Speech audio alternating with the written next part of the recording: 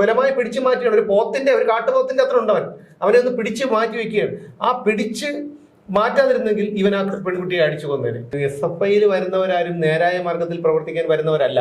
കോളേജിൽ ഷൈൻ ചെയ്യണം. സാറുമാരും കുട്ടികളും നാട്ടുകാരും പോലീസുകാരും ഒക്കെ ഞങ്ങളെ പേടിക്കണം. ഇത് ഉദ്ദേശിച്ചിട്ടാണ് വരുന്നത്. അവൻ ഒരു HFIക്കാരനായി പോയത് കൊണ്ട് മാത്രം ആ ഊള SFIക്കാരനെ പിടിക്കാൻ നമ്മുടെ കേരള പോലീസിന് കഴിഞ്ഞില്ല എന്ന് പറയുമ്പോൾ ഈ അന്വേഷണ ഉദ്യോഗസ്ഥന്റെ ഏതാണ്ട് ഈ ഭാഗത്ത് വരുന്നത് ഇതാണ് നട്ടലായിരിക്കും, അതോ വാഴപ്പിണ്ടിയാണോ എന്നുള്ളൊരു സംശയം മാത്രമേ ഉള്ളൂ. പേടിക്കേണ്ടതാണെന്നും അടിച്ചൊതുക്കപ്പെടുമെന്നും സൂക്ഷിക്കണമെന്നും വേണമെങ്കിൽ ജീവൻ തന്നെ പോകുമെന്നും അതുകൊണ്ട് മര്യാദയ്ക്ക് പ്രതികരിക്കാതെ മിണ്ടാതിരുന്നുള്ളൂ എന്ന് പറയുന്നതിന് പകരമാണ് മര്യാദയ്ക്ക് വരുന്നുള്ള ഞാൻ CPM നിന്നാണ് വരുന്നത് എന്ന് ഒരു പറഞ്ഞ ആളാണ് ഈ ശിവൻകുട്ടി. വിദ്യാർത്ഥി പ്രസ്ഥാനത്തിന്റെ 30 വയസ്സായ മുതുക്കൻ സംസ്ഥാന സെക്രട്ടറി ആയിട്ടിരിക്കണമെന്ന് പറയുമ്പോൾ ഒന്ന് ആലോചിച്ച് നോക്കൂ, അത് എത്രത്തോളം ഒരു നമസ്കാരം. ഈ നായുടെ വാല് 12 കൊല്ലം കുഴലിലിട്ടാലും കുഴല് വളയും എന്നല്ലാതെ നായുടെ വാല് നിവരില്ല എന്ന് നമുക്ക് എല്ലാവർക്കും അറിയാവുന്ന ഒരു കാര്യമാണ്. അതുപോലെ തന്നെയാണ് SFIയുടെ കാര്യം. വയനാട് പൂക്കോട് വെറ്ററിനറി സർവകലാശാല വിദ്യാർത്ഥിയായിരുന്ന സിദ്ധാർത്ഥിനെ അതിക്രൂരമായി മർദ്ദിച്ച് കൊലപ്പെടുത്തിയിട്ട് SFI പിശാചുക്കൾ മർദ്ദിച്ച് കൊലപ്പെടുത്തിയിട്ട് മാസം 1 ആയില്ല.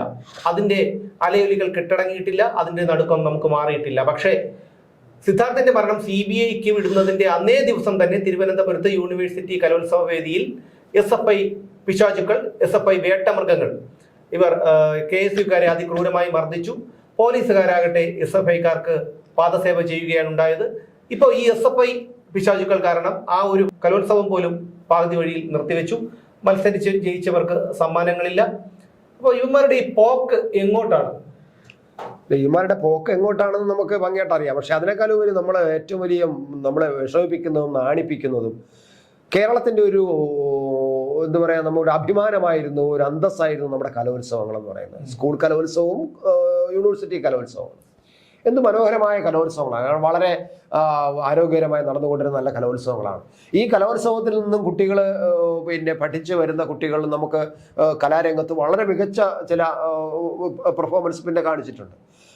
നമ്മുടെ നാട്ടിലെ വലിയ സിനിമാ നടികളായതും വലിയ വലിയ നർത്തകികളായി മാറിയതും ഒക്കെ ഈ കലോത്സവത്തിൽ നിന്ന് വന്നവരാണ്. ഒരുപാട് പേരുണ്ട്. അപ്പൊ അങ്ങനെ ഒരുപാട് പേരുണ്ട്. അപ്പൊ അതിൽ പാട്ടുകാരായിട്ടോ അങ്ങനെ ഒരുപാട് പേരുണ്ട്. അപ്പോൾ ഈ കലോത്സവം എന്ന് പറയുന്നത് ഒരുപക്ഷെ നമ്മുടെ രാജ്യത്ത്, ഇന്ത്യ രാജ്യത്ത് മറ്റ് സംസ്ഥാനങ്ങളിൽ കാണാത്ത ഒരു പുതിയ ഒരു പ്രത്യേക സംഭവമാണ്. അപ്പോൾ അത് നമ്മൾ വളരെ മനോഹരമായിട്ട് സംഘടിപ്പിച്ചുകൊണ്ടിരുന്നതാണ്. പക്ഷേ ഇതിനകത്ത് എന്ത് സംഭവിച്ചു എന്ന് പറയാൻ നേരത്തെ സുമേഷ് പറഞ്ഞു തുടങ്ങിയത് തന്നെയാണ് അതിൻ്റെ കാര്യം. അതായത് ഈ SFI എന്ന് പറയുന്ന വിദ്യാർത്ഥി സംഘടന, അത് SFI അതിനകത്ത് കൂടുതൽ പങ്കാളിത്തം SFIക്കാണ്. എന്നുവെച്ചാൽ SFIക്ക് മാത്രമല്ല എന്ന് ഞാൻ പറയും, കാരണം മറ്റ് വിദ്യാർത്ഥി സംഘടനകൾക്കുണ്ട്. പക്ഷേ എന്തുകൊണ്ട് മറ്റ് വിദ്യാർത്ഥി സംഘടന വരുന്നു എന്ന് പറഞ്ഞാൽ SFIക്കാർ അതിന് മേധാവിത്വം എടുക്കുമ്പോൾ അവർക്കും കൂടെ അതിന്റെ പങ്ക് കിട്ടണമെന്നുണ്ട്. അവര് അതിന് പ്രതിരോധിക്കാൻ നിൽക്കും. അപ്പൊ അവരും ഇതിനകത്ത് പങ്കാളികളാകും. അങ്ങനെയാണ് മറ്റു വിദ്യാർത്ഥി സംഘടന വരുന്നത്. യഥാർത്ഥത്തിൽ SFI ആണ്. കാരണം ഇത് അതിശക്തമായ രാഷ്ട്രീയ അതിപ്രസരമാണ്. SFI ഭരിക്കുന്ന യൂണിയനുള്ള കോളേജുകൾക്ക് മാത്രമേ കപ്പ് കൊണ്ടുവരാം. വിജയിക്കുന്ന ആൾക്കാർ മുഴുവനും SFI യൂണിയൻ ഭരിക്കുന്ന കോളേജ് ആയിരിക്കണം. അപ്പൊ അതിന്റെ ക്രെഡിറ്റ് SFI യൂണിയൻ. അവർ വിചാരിക്കുന്നത് എന്താ വെച്ച് കഴിഞ്ഞാൽ ഈ പറയുന്നത് പോലെ ഡോക്ടറേറ്റ് എടുക്കുന്നത് പോലെ അവരുടെ നേതാക്കൾ, മുതിർന്ന നേതാക്കൾ ഡോക്ടറേറ്റ് എടുക്കുന്നു, അഡ്വക്കേറ്റ് ആകുന്നു. ഇതൊക്കെ പോലെയാണ് ഈ കലോത്സവ വേദിയിൽ എന്നാണ് ഇവർ മനസ്സിലാക്കിയിരിക്കുന്നത്. അതൊരു അടച്ചിട്ട പരീക്ഷാ ഹാളിൽ അല്ലെങ്കിൽ മറ്റ് തിരുമറികൾ നടത്തിയാണ് ഇവരൊക്കെ ഇതാകുന്നത്. പക്ഷെ ഇതെന്ന് പറഞ്ഞാൽ ഒരു പൊതുവേദിയിലാണ് ഒരു കലോത്സവം മത്സരങ്ങൾ നടക്കുന്നത്. അവിടെ ഇവർക്ക് ജനങ്ങളുടെയോ വിധികർത്താക്കളുടെയോ ഒക്കെ കണ്ണ് മൂടിക്കെട്ടാൻ കഴിയില്ല. അല്ല, വിധികർത്താക്കളെ വിലക്കെടുക്കുകയാണ്, വിരട്ടുകയും ചെയ്യാണ്. കാരണം ഇത് ഞങ്ങളുടെ കോളേജിലെ കുട്ടിയാണ്, ആ കുട്ടിക്ക് വേണ്ട ചില നമ്പറുകളും ചില അടയാളങ്ങളും ഒക്കെ കൊടുത്തു വിട്ടിട്ട് അവർക്ക് മാർക്കിടാൻ പറയുകയാണ്. അതിനകത്ത് മാർക്കിടാൻ വരുന്നവരാരാണ്? ഈ പഴയ SFIക്കാരായ ആൾക്കാർ തന്നെയാണ്. മുൻപ് ഉണ്ടായിരുന്ന SFIക്കാരായ ആൾക്കാർ തന്നെയായിരിക്കും. അപ്പൊ അതാണ് സംഭവിക്കുന്നത്. അപ്പൊ SFIക്കാരെ മാത്രം കുറ്റം. പക്ഷെ നമ്മുടെ രാഷ്ട്രീയ അതിപ്രസരം നമ്മുടെ കേരളത്തിൽ ഇപ്പൊ അങ്ങനെ ഒരു കുഴപ്പമുണ്ട്. നമ്മൾ ആഹാരം കഴിക്കുമ്പോൾ പോലും അതിൽ ഒരു ചുവന്ന കറി വേണമെന്ന് ആഗ്രഹിക്കുന്ന കുറെ ആൾക്കാരാണ് നമ്മുടെ നാട്ടിൽ. ഒരു കിച്ചടി, ഒരു ചുവന്ന കിച്ചടി വേണം, വെള്ള കിച്ചടി എന്നും പോരാ, ഒരു ചുവന്ന ബീറ്റ്റൂട്ടിന്റെ കിച്ചടി വേണം, എന്നാലേ എനിക്ക് ആഹാരം ഇറങ്ങുന്നു എന്ന് വിശ്വസിക്കുന്ന നല്ലൊരു വിഭാഗം കേരളത്തിലുണ്ട്. അമ്മാർക്ക് കാരണം ഊണിന് വിളിക്കുമ്പോൾ നമ്മൾ പറയുമായിരുന്നു, മോരുണ്ടോ? ഇല്ല, എന്നാ കഴിക്കാം. മോരുണ്ടോ? ഉണ്ട്, എന്നാ കഴിക്കാം എന്ന് പറയുമ്പോൾ ഇപ്പൊ ഊണിന് വിളിക്കുമ്പോ ചുവന്ന കിച്ചടി ഉണ്ടോ? എന്നാ ഞാൻ കഴിക്കാം എന്ന് പറയുന്ന സഖാക്കളുടെ നാടാണ് നമ്മുടെ നാടെന്ന് പറയുന്നത്. അപ്പൊ അതുകൊണ്ടാണ് അത്രമാത്രം രാഷ്ട്രീയ അതിപ്രസരം നമ്മുടെ നാട്ടിലുണ്ട്. അത് ഇത് ഉണ്ടാക്കിയെടുത്തതല്ല ഇവരാണ്. ഏത് കാര്യത്തിനും അല്ല, രാഷ്ട്രീയ അതിപ്രസരം മാത്രമല്ല, ഇതിപ്പോ ഈ ഇവരുടെ പല പിന്നെ എന്താണ് ക്രൂരതകളും പുറത്തു വന്നുകൊണ്ടിരിക്കുകയാണ് SFIക്കാരുടെ. അപ്പോ കലോത്സവം നിർത്തിവെക്കാൻ പറഞ്ഞതിന് ശേഷം വൈസ് ചാൻസലർ മോഹനൻ കുന്നുമ്മൽ പറഞ്ഞത് ഇനിയൊരു സിദ്ധാർത്ഥ കൂടി ഉണ്ടാവാൻ പാടില്ല എന്നാണ്. മറ്റൊരു കുട്ടിക്ക് സിദ്ധാർത്ഥിന്റെ അനുഭവം ഉണ്ടാവാൻ പാടില്ലെന്ന് പറയുന്നത് അതേ യൂണിവേഴ്സിറ്റിയിലെ വൈസ് ചാൻസലറാണ്. അതെ ഇവിടുന്ന് ഇത് മൂത്താണ് പിന്നെ അങ്ങോട്ട് പോകുന്നത്. ഇത് അവിടെ നടന്നത് എന്താണ്? ഈ സിദ്ധാർത്ഥന്റെ അവിടെ നടന്നതാണ് ഈ ഒരു വാലൻസ് ഡേയില് ഒരു കുട്ടിയുമായിട്ട് ഡാൻസ് കളിച്ചത് നടന്നാണ് തുടങ്ങിയത്. ആ നൃത്തം കളിച്ചു. ആ നൃത്തം കളിച്ച ഈ കൂടെ കളിച്ച കുട്ടിയുടെ അല്ലെങ്കിൽ ആ കുട്ടിയുടെ പേരും മറ്റു കാര്യങ്ങളൊന്നും പുറത്തു വന്നിട്ടില്ലല്ലോ. അതല്ല, എന്നാലും നൃത്തം കളിച്ച എന്തിനു കളിച്ചു എന്നുള്ളതാണ് പ്രശ്നം. അവിടെ നിന്നാണ് തുടങ്ങിയത്. അപ്പൊ അതുപോലൊരു കലാപ്രകടനം തന്നെയാണ് ഇവിടെ ഇപ്പൊ കലോത്സവത്തിൽ നടക്കുന്നത്. അതിനെ തമ്മിൽ അഴികിടക്കുന്നത്. ഇത് വളർന്നു പോകുമോ എന്നുള്ളതാണ് നമ്മുടെ വൈസ് ചാൻസലർ കണ്ടത്. എന്തായാലും ഒരു കാര്യം ഞാൻ നേരത്തെ പറഞ്ഞതാണ്, ഈ ഏത് കാര്യത്തിനും ഞങ്ങളുടെ പ്രസ്ഥാനം, ഞങ്ങളുടെ പാർട്ടിക്ക് പങ്കാളിത്തമുള്ളിടത്ത് മാത്രമേ എല്ലാ വിജയങ്ങളും ഉണ്ടാകൂ, എല്ലാം നേടാവൂ.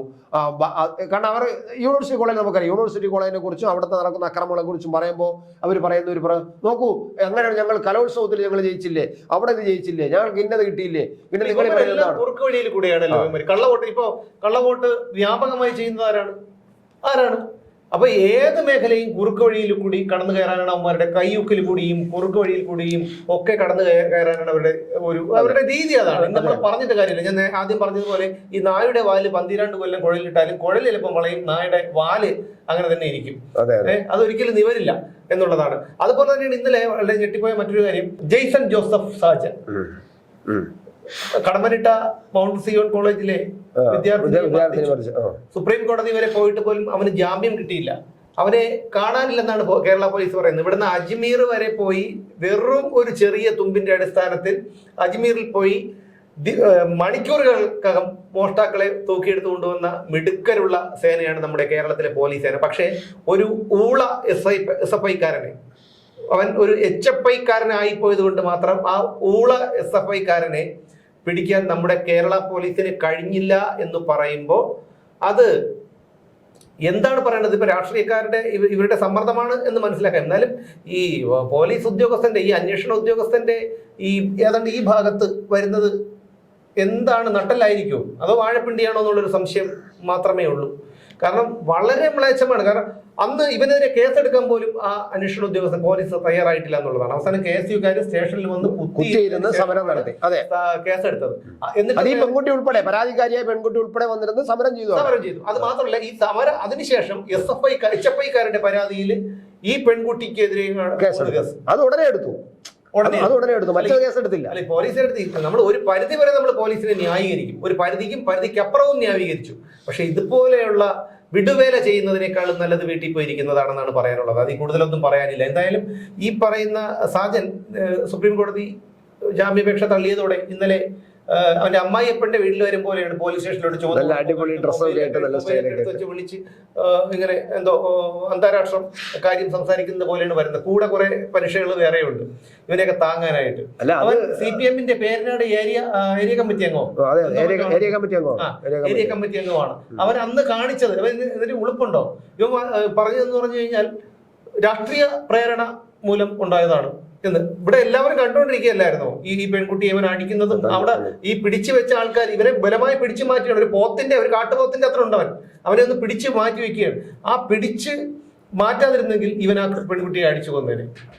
മനസ്സിലായി? അടിച്ചു കൊന്നാലും ഒരു ചുക്കും സംഭവിക്കാൻ പോകുന്നില്ല. കാരണം HFIക്കാരനാണ്. HFIക്കാരന് പിന്നെ ഇവിടെ ഒന്നും വരില്ലല്ലോ, വാവകളല്ലേ.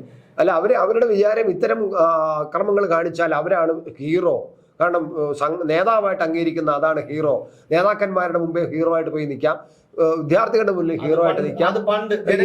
ആ ഒരു ധാരണയാണ് അങ്ങനെ ഒരു ഉണ്ടാക്കി വെച്ചിട്ടുണ്ട്. അത് പാർട്ടി നേതൃത്വത്തിന് അങ്ങനെ ഒരു സെറ്റപ്പ് ഉണ്ടാക്കി വെച്ചിട്ടുണ്ട്. ശിവൻകുട്ടി ഇപ്പോഴത്തെ ശിവൻകുട്ടി, അതായത് ഈ നാട്ടിലെ ഏറ്റവും വലിയ ചട്ടമ്പികളെ പിടിച്ച് അവിടുത്തെ എന്തെങ്കിലും ഒരു സ്ഥാനമാനം കൊടുക്കും. അത് പതിവാണ്. എന്തെന്ന് വെച്ച് കഴിഞ്ഞാൽ ഒരു ചുക്കും ചുണ്ടാമ്പും പിണ്ണാക്കും അറിഞ്ഞൂടെന്നുള്ള കാര്യം ഇത് ഈ സ്ഥാനം കൊടുക്കുന്ന ആൾക്കാർക്കും അറിയാം, ജനങ്ങൾക്കും അറിയാം. പക്ഷെ ഇത് കൊടുക്കുമ്പം കിട്ടുന്ന ആളെന്ത് ചട്ടമ്പി വിചാരിക്കുന്നത് എന്താണ്? ഇത് ഞാൻ ഇവിടുത്തെ വലിയ ആളാണ്, അപ്പൊ കുറച്ചൊക്കെ മര്യാദയ്ക്കൊക്കെ നീങ്ങ ചേട്ടാ നിങ്ങൾ എനിക്ക് സെക്രട്ടറി ആക്കിയിരിക്കണം, നിങ്ങൾ ഇതിന്റെ മര്യാദയ്ക്ക് ഇരിക്കണം എന്നൊക്കെ പറഞ്ഞിട്ടാണ് ആക്കുന്നത്. ഒപ്പ് പോലും നേരെ മണ്ണ് ഇടാൻ പറ്റില്ല എന്നുള്ള കാര്യം എല്ലാവർക്കും അറിയാന്നുള്ള കാര്യമാണ്. പക്ഷെ അതുപോലെയാണ് ശിവൻകുട്ടിയുടെ കാര്യം.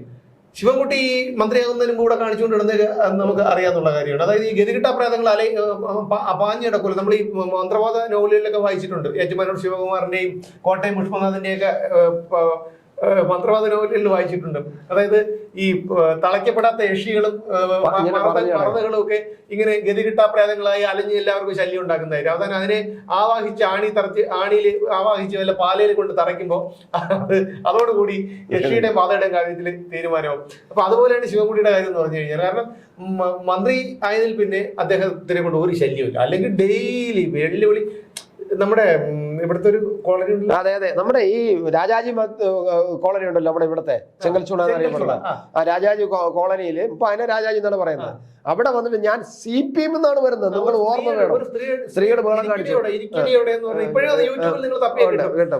ഞാൻ CPM എന്നാണ് വരുന്നത്. അവിടെ എനിക്ക് ആ ഒരു വാക്ക് പ്രയോഗം ഇയാൾ എന്തർത്ഥത്തിലാണ് ആ പ്രയോഗത്തിൽ ഉള്ളിക്കിടക്കുന്ന കാര്യങ്ങൾ. CPM എന്ന് പറഞ്ഞാൽ പേടിക്കേണ്ടതാണെന്നും അടിച്ചൊതുക്കപ്പെടുമെന്നും സൂക്ഷിക്കണമെന്നും വേണമെങ്കിൽ ജീവൻ തന്നെ പോകുമെന്നും അതുകൊണ്ട് മര്യാദയ്ക്ക് പ്രതികരിക്കാതെ മിണ്ടാതിരുന്നുള്ളൂ എന്ന് പറയുന്നതിന് പകരമാണ് മര്യാദയ്ക്ക് വരുന്നുള്ള ഞാൻ CPM എന്നാണ് വരുന്നത് എന്ന് ഒരു പറഞ്ഞ ആളാണ് ഈ ശിവൻകുട്ടി. അങ്ങനെ പറഞ്ഞാലും ആ സ്ത്രീയെ എണീറ്റ് ചെയ്തിട്ട് അന്ന് സുധാകരൻ VD സതീശനെ വിളിച്ച ഒരു ഭാഷയും വിളിച്ചിട്ട് എന്ത് ചെയ്യൂടാന്ന് ചോദിച്ചാൽ എന്ത് ചെയ്യും? ഒന്നും ചെയ്യില്ല. അങ്ങനെ ചോദിച്ചു. അവര് ചോദിച്ചു, അവര് വളം കാണിച്ചു. ഇയാൾ പറഞ്ഞതിനെ ചുമ്മാ പറയാതെ പറ്റുള്ളൂ. അവര് സുഖമായിട്ട് പ്രതികരിച്ചു, സുന്ദരമായിട്ട് അവർ സംസാരിക്കുകയും ചെയ്തു. പിന്നെ അന്നത്തെ കാലത്ത് പോലും അത് നടന്നു. കാരണം ഇപ്പൊ എന്തായാലും പുള്ളിക്ക് ശാരീരികമായിട്ടുള്ള പ്രശ്നങ്ങളൊക്കെ ഉണ്ടെന്ന് തോന്നുന്നു. ഇപ്പൊ പുള്ളി ഒതുങ്ങി. മാത്രമല്ല പുള്ളി ഒരുപാട് ഇനി ഒതുങ്ങിക്കൂടാന്ന് ആലോചിച്ച് നോക്ക് സുമേഷേ. ആ വീട്ടിൽ വരുന്ന വരുമാനം, ഒരു മാസത്തെ വരുമാനം ഒന്ന് കൂട്ടി നോക്കും. ആ ശിവൻകുട്ടിയുടെ വീട്ടിൽ വരുന്ന ഭാര്യ PSC അംഗം, പിന്നെ ഇയാള് മന്ത്രി, എന്തിന്റെ കുറവുണ്ട്? രണ്ടുപേർക്കും മന്ത്രിയെല്ലാം മുമ്പ് അല്ല, എന്നാലും രണ്ടുപേർക്കും വാഹനം, സർക്കാർ വാഹനം, രണ്ടുപേർക്കും യാത്ര ചെയ്യുന്നതിന് TA, പിന്നെ യോഗം ഇരിക്കണമെങ്കിൽ യോഗത്തിലിരിക്കണമെങ്കിൽ അതിന് പിന്നെ സിറ്റിംഗ് ഫീ, ഇങ്ങനെ എല്ലാം കൂടെ കൂട്ടിക്കഴിഞ്ഞ് പിന്നെ ശമ്പളം, പിന്നെ മന്ത്രിക്ക് പിന്നെ ഔദ്യോഗിക വീട്. ആലോചിച്ച് നോക്കാം.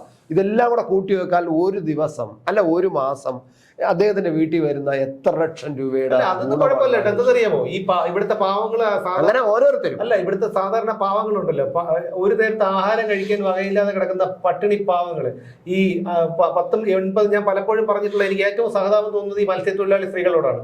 10, 80, 75 വയസ്സായ അമ്മമാര് വെളുപ്പിന് നേരം പുലരുമ്പോ വലിയ എടുത്തപ്പങ്ങത്ത ചരുവം കൊണ്ട് ആണ് മീൻ വാങ്ങി കൊണ്ടുവരുന്ന തലച്ചുമടായിട്ടും മറ്റേ വിറ്റ് രാത്രിയാണ് വീട്ടിലെത്തുന്നത്. നല്ലൊരു ആഹാരം അവർ കഴിക്കുന്നില്ല, ഒരു സ്ഥലത്ത് ഇരുന്ന് കഴിക്കുന്നില്ല. അപ്പം ആ ആൾക്കാർക്ക് പോലും ക്ഷേമ പെൻഷൻ കൊടുക്കാതെയാണ് ഇത് ചെയ്യുന്നത്. ഞാൻ ഈ ദൈവത്തിലൊക്കെ വിശ്വസിക്കുന്നതാണ്. പക്ഷെ നരകത്തിലും സ്വർഗത്തിലൊന്നും ഞാൻ വിശ്വസിക്കുന്നില്ലെങ്കിൽ പോലും അങ്ങനെ ഒരു ഇതുണ്ടെങ്കിൽ ഇതൊക്കെ നരകത്തിലോട്ട് തന്നെ പോകും. ഈ പറയുന്ന ഇപ്പൊ അനുഭവിക്കുന്ന നരകത്തിലൊന്നും പോരുത്. ഞാൻ പറയുന്നത് ഇവരിവിടെ ജീവിച്ചിരിക്കണം. അവസാനം ജീവിച്ചിരുന്ന് ഈ ജീവിത കാലത്ത് തന്നെ ഇതെല്ലാം കണ്ട് അനുഭവിച്ചിട്ടേ പോകാവൂ. കുറച്ച് ദീർഘായുസ് കിട്ടട്ടെ. ഞാൻ പറയാം, ദീർഘായുസ് കിട്ടട്ടെ. എത്ര അനുഭവിച്ചാലും ആഹാരം കഴിക്കാൻ പറ്റാത്ത വിധമുള്ള ഒരു അസുഖം വന്നു കഴിഞ്ഞാൽ തീർന്നു. അതേ പറയുന്ന പല കൊമ്പന്മാർക്കും ആഹാരം കഴിക്കാൻ പറ്റാത്ത. അല്ല, ഇവിടെ എല്ലാവരും മേക്കവറൊക്കെ അങ്ങനെ തന്നെയാണ്. ഈ എല്ലാ നേതാക്കളും ഈ TPA വെട്ടിക്കൊന്നോമാരും ഒക്കെ അവസ്ഥ ഇത് തന്നെയാണ്. എല്ലാവരുടെ അവസ്ഥ ഇത് തന്നെയാണ്. അപ്പൊ അതുകൊണ്ട് ഉടനെ ഒന്നും ചാവരുതെന്നേ ഞാൻ പറയുള്ളൂ. കാരണം ദീർഘായുസ് കൊടുക്കണേന്നാണ്. കാരണം ദീർഘായുസ് കൊടുത്താലേ പറയുന്നത്. കാരണം ഇതൊക്കെ 5-6 പായ ചവിട്ടി കീറിയ ചാവാ. അതാണ് അങ്ങനെ. കാരണം അത് വേണം. ജനങ്ങളെ ദ്രോഹിക്കുന്ന സാധാരണക്കാരൻ, ദുർബലരും, ഏത് രീതിയിലും ദുർബലരും, സാമ്പത്തികമായിട്ടായിരിക്കട്ടെ അല്ലെങ്കിൽ ശാരീരികമായിട്ടായിരിക്കട്ടെ, ദുർബലരെ ദ്രോഹിക്കുന്ന ആരായാലും നമ്മൾക്കൊപ്പമുള്ളവരോടോ അല്ലെങ്കിൽ നമ്മളെക്കാളും വലിയവരോടോ നമുക്ക് ഏറ്റുമുട്ടാം. അല്ലാതെ നമ്മൾക്ക് താഴെയുള്ളവരടുത്ത് ഒരിക്കലും നമ്മൾ നമ്മൾ സഹായിക്കണ്ട, പക്ഷെ ഉപദ്രവിക്കാൻ പോകരുത്. ചില പെണ്ണുങ്ങളെ കണ്ടിട്ടുണ്ട്. ചില പെണ്ണുങ്ങൾ, അതായത് ഞാൻ പേരെടുത്ത് പറയുന്നില്ല, എനിക്ക് ഒന്ന് ചേട്ടൻ അറിയാൻ പറ്റിയേ. വീട്ടുകാർക്ക് വേണ്ട, നാട്ടുകാർക്ക് വേണ്ട, ഇന്നത് വരെ ജനിപ്പിച്ച കൊച്ചിന് വേണ്ട, ഉണ്ടാക്കി തന്നിട്ട് വേണ്ട, ആർക്കും വേണ്ട. പക്ഷേ ഈ അവരുടെ ഇതുപോലെയാണ് ഈ എന്താണ് ഈ മറുത ഒറ്റമലച്ചി എന്നൊക്കെ പറയുന്ന വലിയ ഈ ഭീകരരൂപികളായിട്ടുള്ള കള്ളിയങ്കാട്ട് നീലിയൊക്കെ പോലെ ഇങ്ങനെ നശിപ്പിച്ച് ദഹിപ്പിച്ച് നടക്കുന്ന ഒരു വർഗമുണ്ട്. ഇവരുടെയൊക്കെ വിചാരം എന്ന് പറഞ്ഞാൽ ഇവരൊന്നും ജീവിക്കുകയില്ല എന്നാൽ മറ്റുള്ളവർ ജീവിക്കാൻ സമ്മതിക്കുകയില്ല. അത്തരത്തിലുള്ള കുറെ പിന്നെ കുറെ ആൾക്കാരുണ്ട്. അതുപോലെ തന്നെയാണ് ഇത്. കാരണം ഈ സാധാരണക്കാരായ ജനങ്ങൾ ഒരു മാസത്തെ ക്ഷേമ പെൻഷൻ കൊടുക്കാൻ പോകുന്നു. അതിപ്പോ കടമ വാങ്ങിച്ചിട്ട് കടമ 6 മാസം ഇല്ല. ഇവിടെ 2-3 ദിവസം മുമ്പ് ഇവിടെ മെനിഞ്ഞാണ് ഇവിടെ പിരിവിന് വന്നു. ഇടതുപക്ഷത്തിന്റെ ആൾക്കാർ പിരിവിന് വന്നു. ഇലക്ഷൻ ഫണ്ടായിരിക്കും. ഇലക്ഷൻ ഫണ്ട് വളരെ മാന്യമായിട്ടാണ് അവർ ഇടപെട്ടത്. ഞാൻ പറഞ്ഞല്ലോ കൊടുത്തു. അവർ ചോദിച്ച പൈസ കൊടുത്തു. CPI കാരാണ് ചോദിച്ച പൈസ കൊടുത്തു. അപ്പം ഞാൻ പറഞ്ഞിരിക്കും നിങ്ങളുടെ അടുത്തൊന്നും ഒരു വിരോധമില്ല. എന്റെ നിലപാട് ഇതാണ്. ഞാൻ ഇവിടെ ഒരു വ്യക്തി എന്നുള്ള നിലയിൽ എന്റെ ഒരു അഭിപ്രായം രവീന്ദ്രൻ തന്നെ ജയിക്കണമെന്നാണ് എന്നുള്ള കാര്യം പറഞ്ഞു. എനിക്ക് ഒരു വ്യക്തി എടുത്ത് മാത്രമേ ആവർഷമുള്ളൂ. ഇതാണ് അതെന്തുകൊണ്ടാണ് ആവർഷം. അപ്പം ഞാൻ പറഞ്ഞേട്ടെ തർക്കിക്കണ്ട. തർക്കിച്ച നിങ്ങൾ സാധാരണ ആൾക്കാരെടുത്ത് തർക്കിക്കുമ്പോൾ നിങ്ങൾ തർക്കിക്കാൻ വരരുതേ. രണ്ടുപേരും അവരുടെ ജീവനം കൊണ്ട് പോയി. കാരണം വേറെ ഒന്നുമല്ല, അവർ വളരെ മാന്യം തിരക്കൊണ്ടെന്ന് പറഞ്ഞ് പോയി. ഒരാൾ നിന്ന് പിടിച്ചു നോക്കി. അപ്പൊ പിടിച്ച പറയാൻ കാര്യങ്ങളില്ല. അല്ല പറയാൻ അങ്ങനെയല്ല. ഞാൻ ചേട്ടനോട് നേരെ വടക്കോട്ട് പറയുമായിരിക്കും. കണ്ടില്ലേ 2-3 ക്വസ്റ്റ്യൻ ചോദിക്കട്ടെ എന്ന് പറഞ്ഞിട്ട് ഞങ്ങളുടെ എന്തിനാണ് 80 ലക്ഷം രൂപ കൊടുത്ത് ഹെലികോപ്റ്റർ? അല്ല അത് പിന്നെ അവിടെ ഇത്രയും ചില ഇവിടുത്തെ സംസ്ഥാനങ്ങളിൽ 2 ഹെലികോപ്റ്ററൊക്കെയാണ് മുഖ്യമന്ത്രിമാര് വാങ്ങിച്ചിട്ടേക്കുന്നത്. അപ്പൊ പിന്നെ ഇവിടെ നമ്മുടെ CM-ന് എന്താ പ്രശ്നം? ഇതാണ് അവരുടെ അത് അത്ര വിവരമേ ഉള്ളൂ. കാരണം നമ്മളത് പറഞ്ഞിട്ട് കാര്യമില്ല. അപ്പൊ അതുപോലെ തന്നെയാണ് ഈ നിതിൻ പുല്ലനെ പോലെയുള്ള സാധാരണ അങ്ങനെയല്ല. ആദ്യം ഇവരുടെ ചോദിച്ചാൽ ആദ്യം നേരെ വടക്കോട്ട് അങ്ങോട്ട് തന്നെയാണ് കേന്ദ്രം പൈസ കൊടുക്കുന്നത്. ആദ്യം പറയുള്ളൂ. ആദ്യം അതങ്ങ് പറയുള്ളൂ. വേറെ ഒന്നും പറയും. കേന്ദ്രം അങ്ങനെയൊക്കെ പറയും. അങ്ങനെയാണ് പഠിപ്പിച്ച് വെച്ചിരിക്കണം. പിന്നെ പറഞ്ഞിട്ട് കാര്യമില്ല. അവരങ്ങനെ പറയൂ. അങ്ങനെയൊക്കെയാണ് അവരുടെ ഒരു രീതി എന്ന് പറഞ്ഞത്. അതുപോലെ തന്നെയാണ് ഈ പറയുന്ന പിന്നെ നമ്മൾ പറഞ്ഞു തുടങ്ങിയത് നമ്മളെ കലോത്സവം ഇവരെ പറ്റി പറഞ്ഞു കഴിഞ്ഞാലേ ഇവര് അങ്ങ് കിടക്കുകയല്ലേ കാണ്ട പോലെ പറയാലോ. കലോത്സവ വേദികളെ കുറിച്ചാണ് പറഞ്ഞതെങ്കിലും ആ ഒരു ഈ പല കുട്ടികളും എത്രത്തോളം പൈസ മുടക്കി എത്രത്തോളം കഷ്ടപ്പെട്ട് അതാണ് ആ പോയിന്റാണ് നമ്മൾ ചർച്ച ചെയ്യേണ്ടത്. എത്രത്തോളം കാരണം കലയെ ദൈവീകമായി കാണുന്ന കുട്ടികൾ അല്ലേ? അല്ല, ഇത് അവര് സ്റ്റേജിൽ അവതരിപ്പിക്കുമ്പോൾ നമ്മൾ കാണുന്നത് ഒരു 5 മിനിറ്റ് ഒരു നൃത്തം അല്ലെങ്കിൽ ഒരു 7 മിനിറ്റ് ഒരു നൃത്തം. പക്ഷെ ആ ഒരു 7 മിനിറ്റ് നൃത്തത്തിന് വേണ്ടി അവർ എത്ര മണിക്കൂർ എത്ര ദിവസം പാടുപെട്ട് എത്ര ദിവസം അവർ റിഹേഴ്സൽ ചെയ്ത് പഠിച്ച് അതിനുവേണ്ടി ഇത്രയും ഡ്രസ്സ് ഉണ്ടാക്കി അതിന് മണിക്കൂറുകളോളം മേക്കപ്പ് ചെയ്ത് അങ്ങനെ എന്തുമാത്രം പണി ചെയ്തിട്ടാണ് അവരിത് കാതറി. എന്നിട്ട് അവർക്ക് കളിക്കാൻ പറ്റിയില്ല എന്ന് പറയുമ്പോൾ അവർ പ്രതിഷേധമായിട്ട് അവർ സ്റ്റേജിൽ കയറി പിന്നെ കളിച്ചു പോലീസുകാരുടെ സാന്നിധ്യത്തിൽ. ആലോചിക്കണം, നമ്മള് ഒരിടത്ത് ഇതുവരെ കണ്ടില്ല പോലീസുകാർ ഇങ്ങനെ പുറകെ മതിൽ നിരന്ന് നിൽക്കുമ്പോൾ ഫുട്ബോൾ കളിക്കുകയാണ്. ആലോചിച്ച് നോക്കാം നമ്മുടെ കേരളം എവിടം വരെ എത്തി, എങ്ങോട്ട് എത്തി എന്ന് ആലോചിച്ച് നോക്കണം. അപ്പൊ അതൊക്കെ ഒരു സിമ്പലാണ്. കാരണം ഒരു പോലീസിന്റെ മതിൽ ഇങ്ങനെ ചുറ്റിനും നിൽക്കുമ്പോൾ കുട്ടികൾ ആ കലോത്സവ വേദിയിൽ കളിക്കുക എന്ന് പറഞ്ഞാൽ ഒരു സിമ്പലാണ്, ഒരു പ്രതീകമാണ് കേരളത്തിന്റെ ഇപ്പോഴത്തെ അവസ്ഥ എന്താണെന്ന്. അതിന്റെ നേട്ടം എന്തായാലും ഇനി ഈ നമ്മുടെ മുഖ്യമന്ത്രി പറയുമോ, കണ്ട ഞാൻ കലോത്സവത്തിന് ഇത്രയധികം സംരക്ഷണം കൊടുത്തു പിള്ളേർക്ക് വേണ്ടിയിട്ട്, ഞാൻ കണ്ടില്ല പോലീസിനെ സ്റ്റേജിൽ കൊണ്ട് നിർത്തി എന്ന് വേണമെങ്കിൽ പറഞ്ഞിട്ട് അതിന്റെ നേട്ടം വേണമെങ്കിൽ കൊയ്തെടുക്കും. അതിന്റെ നേട്ടം പറയും. അപ്പൊ അത് ആലോചിക്കണം. ഇത് ആരെ തകരാറാണ്? ഇത് നമ്മൾ കുട്ടിക്കാലം മുതൽ ഈ CPM എന്നുള്ള പ്രസ്ഥാനം അണികളെയും പോഷക സംഘടനകളെയും വളർത്തിയെടുത്തു കൊണ്ടുവന്ന അവരെ പഠിപ്പിച്ചു കൊണ്ടുവന്നതിന്റെ ഏറ്റവും വലിയ തകരാറും അതാണ് ഇപ്പൊ അനുഭവിക്കുന്നത്. പക്ഷെ മറ്റൊരു കാര്യമുണ്ട്. എന്താന്ന് പറഞ്ഞു കഴിഞ്ഞാൽ നേരത്തെ പറഞ്ഞില്ല, പണ്ടൊക്കെ CPM എന്ന് പറഞ്ഞാലും SFI എന്ന് പറഞ്ഞാൽ പണ്ടല്ല കുറച്ചു നാൾ മുമ്പ് വരെ ജനങ്ങൾ കേൾക്കുമായിരുന്നു. ഇപ്പോ ഈ SFIക്കാരെയൊക്കെ ജനങ്ങൾ കൈകാര്യം ചെയ്യുന്ന ഒരു അവസ്ഥയിലേക്ക് എത്തിയിരിക്കുകയാണ്. കാരണം സിദ്ധാർത്ഥിന്റെ മരണം ചില്ലറയൊന്നുമല്ല കേരള ജനതയെ പിടിച്ചു വിളിച്ചതും യുവമാരുടെ ഒരു അമർഷത്തിന് കാരണം. എന്നിട്ട് മനസ്സിലാവാത്തൊരു കാര്യം, ഈ ആഷോ എന്ന് പറയുന്നവൻ 2 വധശ്രമം ഉൾപ്പെടെ 42 കേസിലെ ക്രിമിനൽ കേസുകളിലെ പ്രതിയാണ്. ഈ പാർട്ടി ഈ ഒരു വിദ്യാർത്ഥി പ്രസ്ഥാനത്തിന്റെ 30 വയസ്സായ മുതുക്കൻ ഈ പിന്നെ വിദ്യാർത്ഥി പ്രസ്ഥാനത്തിന്റെ സംസ്ഥാന സെക്രട്ടറി ആയിട്ടിരിക്കണം എന്ന് പറയുമ്പോൾ ഒന്ന് ആലോചിച്ച് നോക്കൂ. അത് എത്രത്തോളം ഒരു അപചയം എന്ന് പറയാൻ പറ്റില്ലല്ലോ. ഇതിനൊരു എന്താണ് സംഘടന പ്രസ്ഥാനം എന്ന് പോലും നമുക്ക് പറയാൻ പറ്റില്ല. അങ്ങനെയാണ് അത് രാഷ്ട്രീയ പ്രസ്ഥാനം. ഇതിനിടയ്ക്ക് വേറൊരു കാര്യം ഞാനത് ഓർമ്മ വന്നത്, ഈ യൂണിവേഴ്സിറ്റിയിലെ ഈ പ്രശ്നങ്ങൾക്ക് കാരണം ഈ KSU SFI മാത്രമല്ല SFIക്ക് അകത്തുള്ള പ്രശ്നങ്ങളും ഉണ്ടെന്നാണ് കേൾക്കുന്നത്. അത് ഈ അതിന്റെ പ്രസിഡന്റ് അനുശ്രീ അങ്ങനെ ഒരു അഭിപ്രായം പറഞ്ഞതായിട്ട് ഞാൻ വായിച്ചില്ല. അങ്ങനെ ഒരു അഭിപ്രായം പറഞ്ഞതായിട്ട് ഞാൻ കേൾക്കുന്നുണ്ട്. കാരണം SFIക്കാർ തമ്മിൽ തന്നെ പല കോളേജ് യൂണിയനുകൾ, കാരണം അവരെ എല്ലായിടത്തും മിക്കവാറും SFI യൂണിയൻ ആയിരിക്കുമല്ലോ. അപ്പൊ ഓരോ സ്ഥലത്തെ SFI യൂണിയൻകാർ അവരെ കോളേജ് വിജയിക്കണമെന്ന് ആഗ്രഹിക്കും. അതിനുവേണ്ടി ഒരു വേലത്തരങ്ങൾ കാണിക്കും. അപ്പൊ ഇപ്പുറത്തുള്ളവർ അതിനെക്കാരും വേലത്തരം കാണിക്കുമ്പോൾ നീ എന്തിനിടാതെ കാണിച്ചെന്ന് പറഞ്ഞ് SFIക്കാർ തമ്മിൽ തന്നെ പ്രശ്നം ഉണ്ടെന്നാണ് കേൾക്കുന്നത്. ഇവിടെ KSUകാരും കൂടെ പെട്ടു എന്നുള്ളത് വേറൊരു കാര്യം. തമ്മിൽ തല്ലി ഒന്ന് തീർന്ന് കിട്ടിയാൽ മതി, എങ്ങനെയെങ്കിലും ഒന്ന് തീർന്ന് കിട്ടിയാൽ മതി. അല്ല, അത് പ്രകൃതിയിൽ ഞാൻ പലപ്പോഴും പറഞ്ഞില്ല, ഒരു നിയതിക്ക് ഒരു നിയമമുണ്ട്. ഈ ഏറ്റവും ഇന്നും നമ്മൾ ആരാധിക്കുകയും ഇന്നും വിശ്വസിക്കുകയും പിന്നെ ഒക്കെ ചെയ്യുന്ന ശ്രീകൃഷ്ണനുണ്ട്.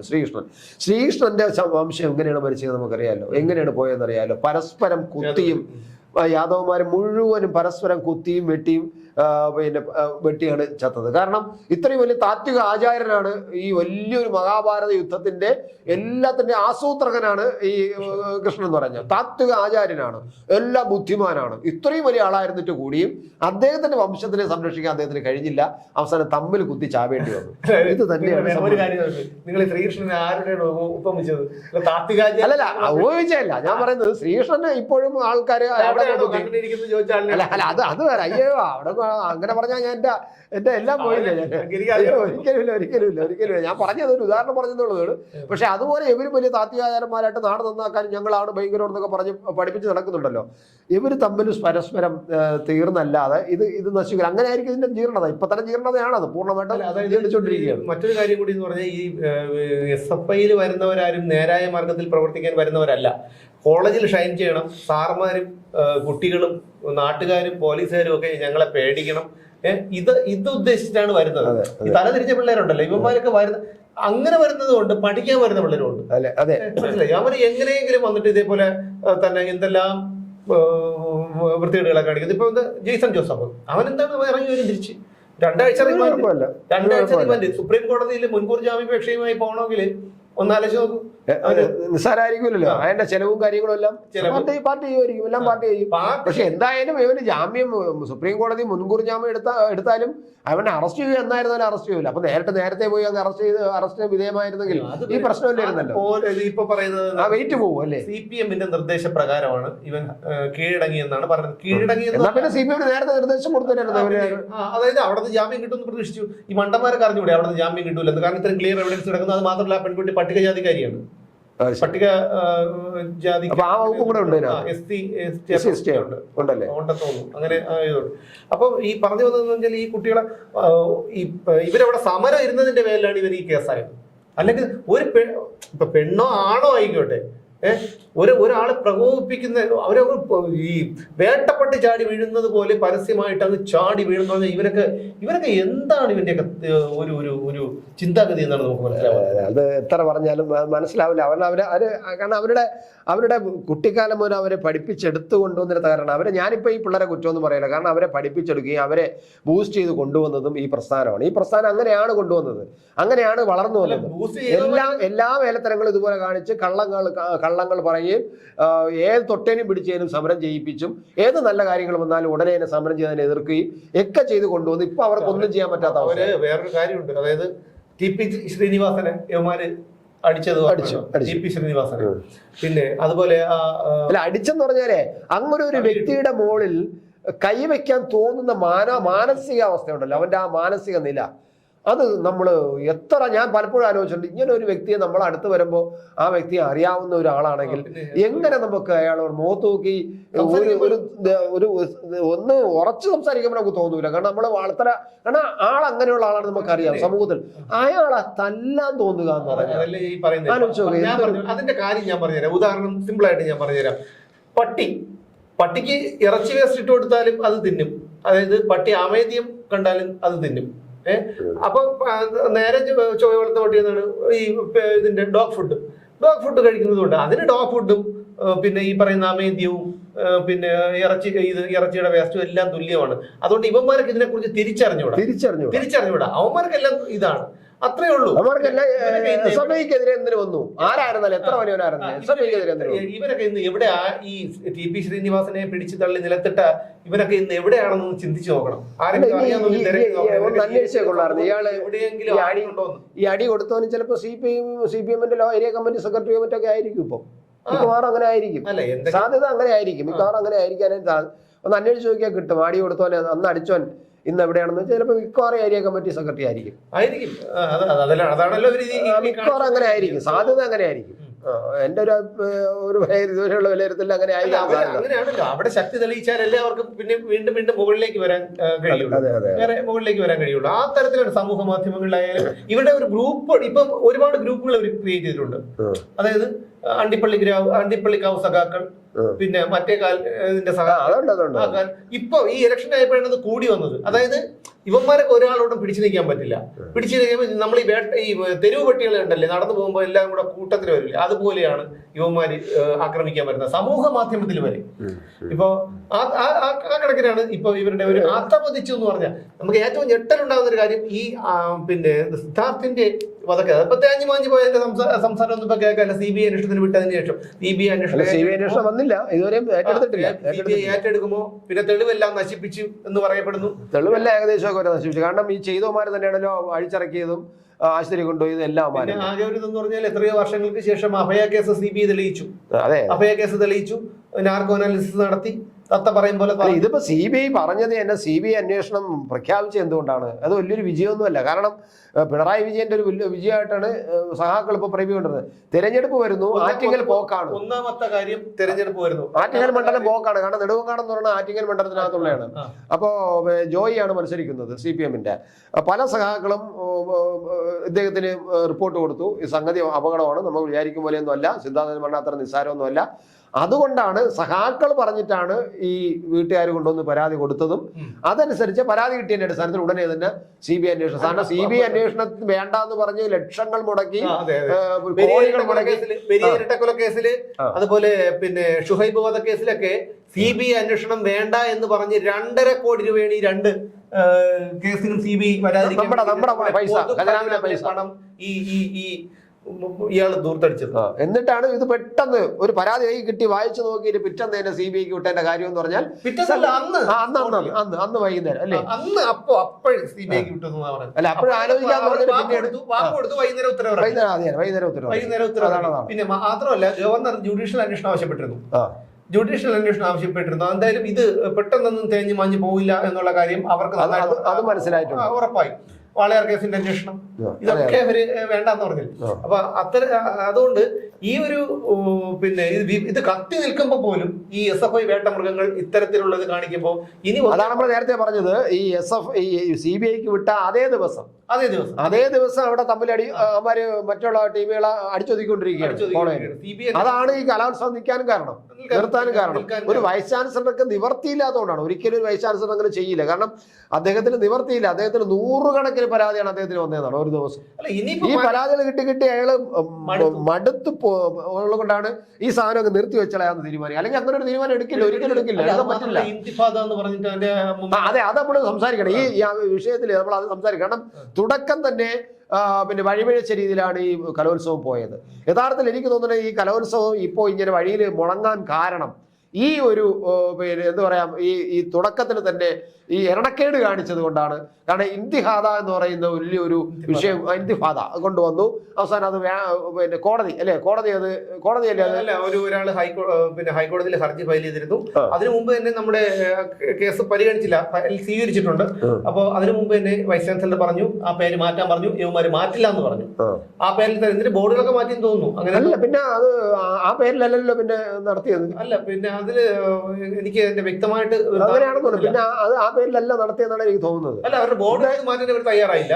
പലയിടത്തും കൊണ്ടുവന്ന് വെച്ച ബോർഡ് അങ്ങനെ തന്നെ ഇരിക്കുകയായിരിക്കും. എന്തായാലും ആ ഒരു എരണക്കേട് കാണിച്ചില്ലേ, ആ എരണക്കേടാണ് ഈ ചരിത്രത്തിൽ ആദ്യമായിട്ട് ഈ കലോത്സവം അല്ല, നിർത്തിവെക്കേണ്ട ഇത് അവസ്ഥ.